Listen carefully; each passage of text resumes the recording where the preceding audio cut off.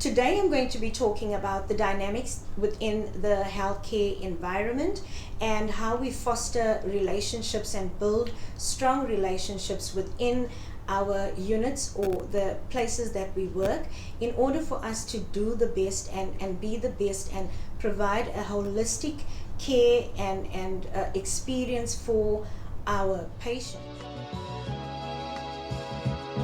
Hi guys, welcome back to another episode of Nursing with Ingrid. Thank you very much for stopping by yet once again. I absolutely appreciate your time and your effort that you put into watching my videos, and I absolutely appreciate it. I'd also like to say thank you for the 63 subscribers at the time of recording this video.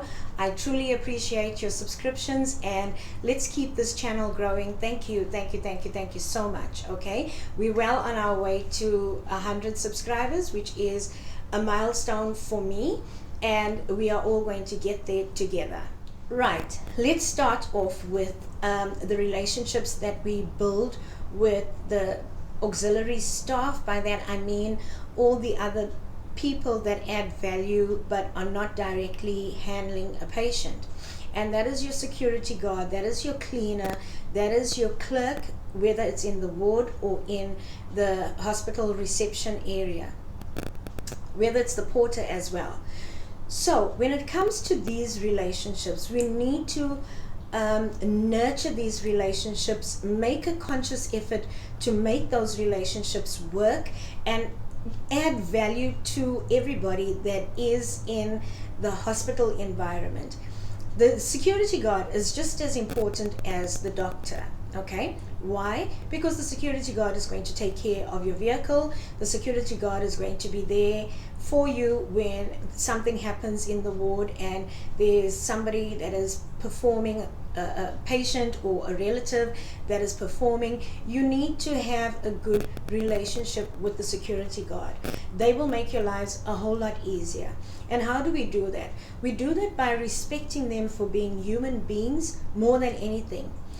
Whether they're a security guard or whether they are a professor, they are still human beings. They still have family, they still have emotions, they still have desires. Because just because he's a security guard today doesn't mean he's going to be a security guard in 10 years' time.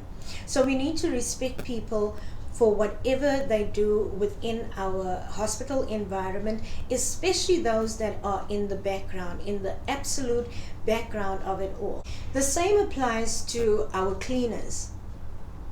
The cleaners in the ward and the porters in our wards that help us move patients from one area to the other. We need to be very respectful and conscious and humane about the way we speak to them, about the way we interact with them. They are also very important, because at the end of the day, it's the cleaner that's going to help you quickly clean up the theater and go out again. You know, it's the same applies to the porter. The porter is just as important, because if the patient needs to be rushed to MRI or to X-rays or wherever the case may be, if you don't have a good relationship with them, they will come when they feel like coming to assist you. So having those relationships based on respect of being a human being above everything else, that is the most important thing. The next interaction I'd like us to look at is the one between peers, nurses and nurses. Nurses have this funny thing about them, that if you are new in a unit, or you're new in a hospital, or you're new in a facility, they think that you don't know anything.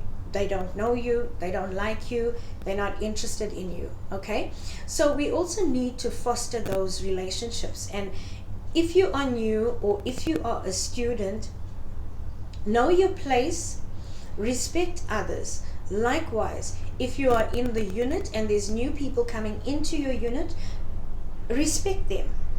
Respect them, teach them, help them become successful, because at the end of the day, you are going to rely on these people in the running of your unit, in the running of your department, in the running of your theater. So we need to learn to respect each other regardless of what rank we are, how long we've been there, who knows us, who doesn't know us. That is absolutely irrelevant. If we can just respect each other, it will help us a lot, and we won't get these students that have very bad experiences. Just respect the students, teach them, coach them, help them, invite them onto the doctor's rounds, invite them to be part of the decision making that goes on in the ward, so that they can also feel like they are part of the team, and they can feel that they can add some value, even if it's just doing the bed pans and the bed baths and all those mundane little activities in the ward. The main thing is we need to respect each and every person that comes into our unit, that comes into our space, and we need to give them room to grow. It is sad because I am usually very new. Because of the nature of my personality, I shift and change quite often, and I get this all the time, and for me, I'm used to it at this point, but if it's somebody young that has just finished their ComServe and they're coming into the unit and they're getting treated less than, she's new, she doesn't know anything, no, please, let's not do that. Let us not do that at all, because we will destroy the younger generation that are going to end up leaving nursing. Okay, the next dynamic that I would like us to look at, which is one of the most important ones within the nursing or within the healthcare environment, and that is our interaction between doctors and nurses, student nurses and medical officers, or student or medical students, right? When it comes to these relationships and these interactions, you've got to remember that when you are a student nurse, you are exposed to medical officers.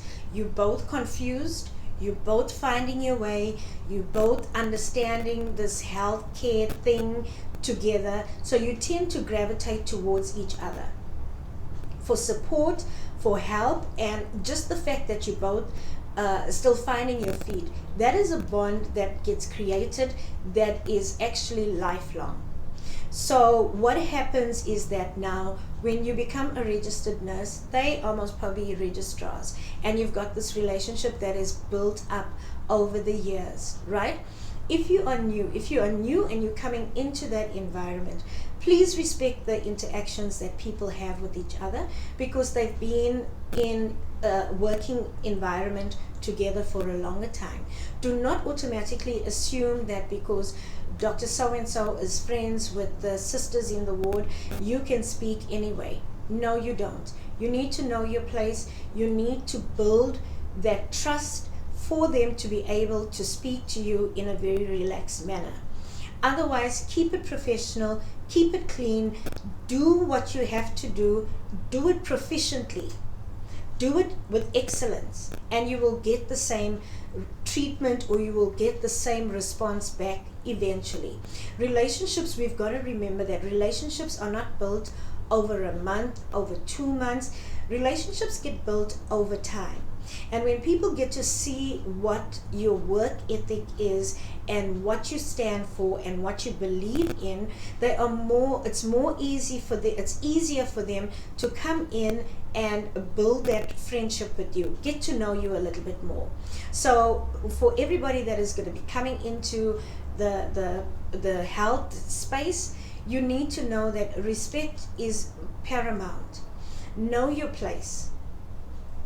Do not jeopardize the relationship, or do not try and infiltrate a relationship that has been there before you were there, right? So having said that, you will find that if you are new in the hospital, right, there might be a doctor that is also new in the unit, and you will create that bond. And the two of you will be able to work together because you guys are both new, you're both understanding and learning what's going on in the unit. So that's where those bonds come in. And also, we've got to remember that when you are now a senior nurse, sister, matron, and the senior is very friendly with the professor or with the consultant, remember that relationship started when they were both students 20 something odd years ago, 30 something odd years ago.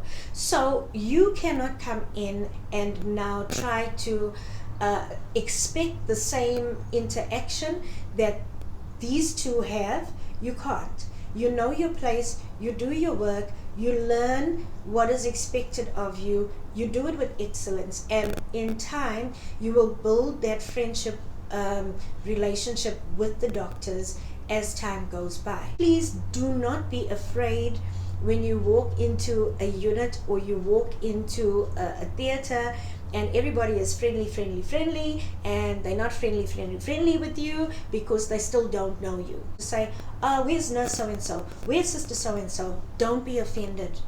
Don't be offended, because that is his safety net, that is his safe place. He knows that if he says XY, the sister will understand exactly what he's saying.